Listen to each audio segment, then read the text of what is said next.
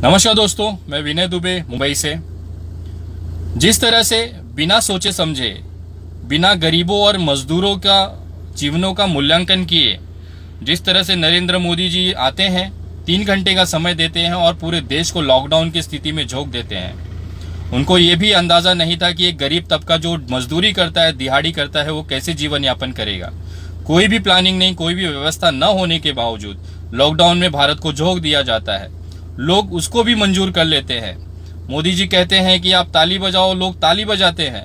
मोदी जी कहते हैं आप दिया जलाओ, लोग दिया जलाते हैं। लेकिन आज जो परिस्थिति है इन मजदूर भाइयों की, खास करके जो गरीब तबका है, जो महाराष्ट्र मुंबई में फंसा हुआ है, कोई इलाज कराने के लिए आया था, कोई अपने रोजगार के चलते यहाँ पे आया था, आज उनकी जेबें खाली हैं। कितना दिन आदमी सरवाइव कर सकता है? आज उनके घर पे राशन नहीं है, भुखमरी की स्थिति है। इन्हीं लोगों को अपने देश, अपने प्रदेश उत्तर प्रदेश या अपने परिवार के बीच जाना चाहते हैं। इनके लिए मैंने 40 बसेस की व्यवस्था की थी।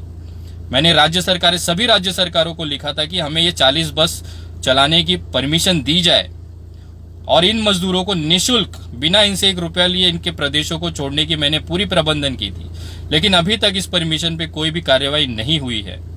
मैं खास करके रेलवे मंत्रालय से और खास करके प्रधानमंत्री जी से निवेदन करना चाहता हूं कि 14 तारीख को लॉकडाउन की स्थिति खत्म हो रही है, उसके बाद कृपया करके महाराष्ट्र, मुंबई, पुणे, नासिक ये इलाकों से 2 से 3 दिन के लिए रेलवे जो ट्रेनें हैं, अनारक्षित ही सही, वो छोड़े, ताकि वो उत्तर भारत की तरफ, उत्तर प्रदेश, बिहार, झारखंड, पश्चिम बंगाल, इन राज्यों में जाके जो मजदूर हैं अपने घर पहुंच सके, अपने परिवार के बीच पहुंच सके। वहां जाने के बाद भले इन लोगों को 14 दिन के लिए गांव में प्रवेश न दिया जाए, उनको 14 दिन के लिए अस्पतालों में या फिर वहां के नजदीकी स्कूल में वहां पे इनको क्वारंटाइन कर दिया जाए, ये चलेगा। लेकिन कम से कम अब स्थिति ऐसी है कि इनको यहाँ से अपने गांव, अपने परिवार के बीच जाना है, क्योंकि यहाँ पे ये रहेंगे तो कोरोना से न मरे, लेकिन भूखमरी से ये जरूर मर जाएंगे। क्योंकि जिस तरह से इनके पास आज न इनके मालिक इनको ध्यान दे रहे हैं, न सरकार यहाँ तक उन लोगों तक पहुंच पा रही है। ये कहीं ना कहीं सिस्टम और सरकार की फेलियर है। और मैं चाहता हूं कि कृपया सरकारें इस पे ध्यान दें। और अगर ये चीजें नहीं हो पाती हैं, बस की परमिशन नहीं मिलती है, रेलवे नहीं चल पाती है, तो मैं आपको एक सूचना देना चाहता हूं इस वीडियो के माध्यम से कि आगामी 14-15 तारीख तक हम इंतजार करेंगे। इन मजदूर भाई सारे इंतजार करेंगे। और अगर इस पे कोई ठोस कार्यवाही या ठोस निर्णय सरकार नहीं ले पाती है, तो मैं विनय दुबे इस पूरे मजदूरों का, हजारों और लाखों की संख्या में जो मजदूर महाराष्ट्र, मुंबई में फंसे हैं, उनको लेके उत्तर भारत की तरफ पैदल यात्रा पे मैं निकलूंगा। अंदाजन 20 तारीख के आसपास ही हम पैदल यात्रा पे यहां से निकलेंगे। जिस तरह से दिल्ली से हजारों लाखों की संख्या में लोग वहां से पैदल अपने उत्तर प्रदेश, बिहार पहुंचे हैं, उसी तरफ से अब हमारे पास यही रास्ता बचता है कि हम लोग इस मजदूर भाइयों को अपने घरों तक पहुंचाने के लिए ये कदम हमें मजबूरी में उठाना पड़ेगा। और इसकी पूरी जिम्मेदारी केंद्र सरकार और राज्य सरकारों की होगी। आप हमें उठा के जेल में डाल दे चल जाएगा, लेकिन ये गरीबों को, जो मजदूर वर्ग है, आज ये भुखमरी है, एक एक दाने के लिए मोहताज है। किसके सामने हाथ फैलाएं? और ये जो परिस्थिति आप लाई है वो आपकी वजह से है, केंद्र सरकार और राज्य सरकारों की वजह से है। उत्तर प्रदेश और बिहार की सरकारें अपने लोगों को नहीं लेना चाहती हैं। जिन राज्यों में, जिनके वोट से आप सत्ता में हैं, आज उनको ही मरने के लिए दूसरे प्रदेशों में छोड़ दिया है। ये आपकी नैतिक जिम्मेदारी बनती है उनको अपने राज्यों में वापस लाना।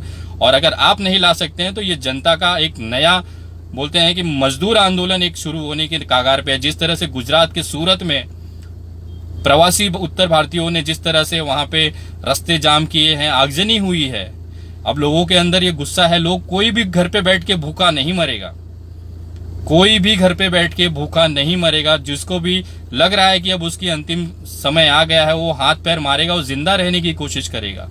आज देश को एक तरफ कोरोना से लड़ने की जरूरत है, दूसरी तरफ भुखमरी से लोगों को बचाने की भी जरूरत है। देश की प्राथमिकता है कि लोग भूख से न मरे। हम सुपर पावर देश बनने की बात करते हैं और यहाँ पे हमारे लोगों को खाने के लिए अन्न नहीं है, कालाबाजारी अपने चरम पर है। ये सारी चीजों को देखते हुए हमें ऐसा लगता है कि अब समय आ गया है, अगर सरकारें इस मामलों पे गंभीर नहीं होती हैं तो मैं ये आपको संकल्प लेता हूं कि मैं विनय दुबे मुंबई से सारे जो मजदूर भाई जो तैयार हैं, जो चलने के लिए तैयार हैं, उनको पैदल ही लेके महाराष्ट्र से मैं उत्तर प्रदेश, बिहार तक लेके जाऊंगा।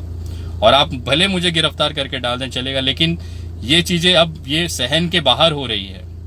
लोग यहाँ भूखे बैठे हैं, मरने की कगार पर हैं। और इनको राशन नहीं चाहिए, इनको भोजन नहीं चाहिए, बस अपने परिवार के बीच जाना चाहते हैं। छोटी सी गुजारिश है, इनको सिर्फ अपने परिवार के बीच जाना है। वो भले वहां जाके मर जाएंगे चलेगा, लेकिन अपने परिवार के बीच रहना चाहते हैं।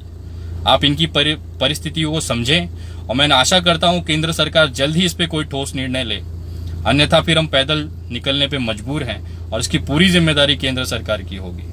आपके पास रेलवे है, खड़ी है, ऐसे कुछ व्यवस्थाएं करें, स्वास्थ्य सुविधाएं, चेकअप करें लोगों का, कि उनको पहले स्क्रीनिंग कर लिया जाए, कोरोना टेस्ट करके ट्रेनों में बैठा जाए, और जहां पे भी उतर रहे हैं अपने गांव में उनको डायरेक्ट ना भेज के वहां पे उनको क्वारंटाइन कर दिया जाए। ये उनको मंजूर है, लेकिन यहाँ पे तिल तिल रह के अपने एक 10 बाई 10 के रूम में 15-15 लोग सोए हुए हैं, वो ऐसे ही मर जाएंगे भुखमरी से। तो कृपया एक मानवीय आधार पे मैं निवेदन करता हूँ कि केंद्र सरकार और राज्य सरकार इसमें गंभीरता से लें, अन्यथा मजदूर आंदोलन एक शुरू होगा तो किसी से नहीं रुकेगा ये। और ये आपकी फेलियर है, ये सरकार की फेलियर है। केंद्र सरकार के पास सारे संसाधन होने के बावजूद अगर मजदूर पैदल जाता है, ये सबसे बड़े शर्म की बात है हमारे देश के लिए। एक मजदूर को, एक गरीब तबके को अपने परिवार के बीच में जाने से आप नहीं रोक सकते सर, चाहे आप कितनी भी पुलिस लगा लीजिए। जिस दिन ये मजदूर अपने पे आ गया, ये मजदूर और किसान ही एक ऐसा वर्ग है जिससे देश चलता है। अगर हम उसके बारे में नहीं सोच पाते हैं तो हम कभी भी आगे नहीं बढ़ पाएंगे। छोटा सा निवेदन है, और उन तमाम मजदूर भाइयों से मेरा निवेदन है, अगर आप तैयार हैं इस मुहिम में गांव चलने के लिए, पैदल अगर चलने में सक्षम है, यहाँ रह के मरिए या तो अपने परिवार के बीच पहुंचिए, 2 ही ऑप्शन है। अगर आप चलना चाहते हैं तो मेरे मोबाइल नंबर 97991518 पे आप कितने लोग हैं और चलने के लिए अगर तैयार हैं पैदल करके, तो उसकी जानकारी मुझे व्हाट्सअप करिए 7991518499, ताकि वो सारे आंकड़े मैं सरकार के सामने रख सकूं। अगर आप नहीं मानते हैं तो इतने सारे लोग पैदल चलने के लिए तैयार हैं, मुझे कृपया व्हाट्सअप करें। आपके पास 50 लोग हैं, 25 लोग हैं जो तैयार हैं उत्तर प्रदेश चलने के लिए, और मैं आपको ये वचन देता हूं कि रास्ते में आपको भोजन, आपको पानी की व्यवस्था मेरी तरफ से रहेगी, आप उसकी चिंता ना करें। पूरा रास्ता मैं आप लोगों का साथ दूंगा, आपके साथ चलूंगा, और आखिर में आपको घर पे पहुंचा के मैं वापस आऊंगा। भले मुझे पैदल वापस आना पड़े चलेगा, लेकिन यहाँ पे मैं आप लोगों को ऐसे लावारिसों के जैसे नहीं छोड़ सकता। आपके बच्चे आपका इंतजार कर रहे हैं, आपका पिताजी आपका इंतजार कर रहे हैं, आपकी पत्नी आपका इंतजार कर रहा है, आपका गांव आपका इंतजार कर रहा है।